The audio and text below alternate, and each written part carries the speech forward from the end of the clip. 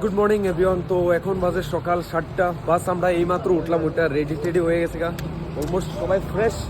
তো এখন আমরা আস্তে আস্তে এই জায়গাতে বেড়ে যাবো, কিন্তু দেখা যায় যে এখান থেকে অনেকগুলো আঙ্কেল আছে, তারা কিন্তু অলরেডি সেই রাস্তা থেকে আগে পড়ছে। মানে কবে গেছিলেন আপনারা?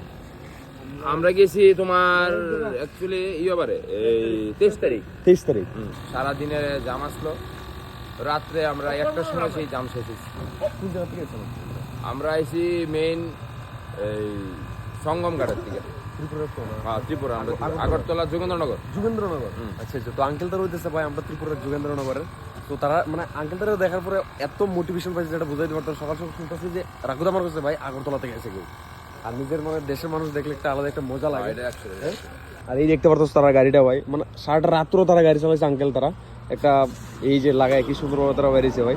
তো চলো আমরাও যাই আস্তে আস্তে, দেখি কি হয় কি না হয়।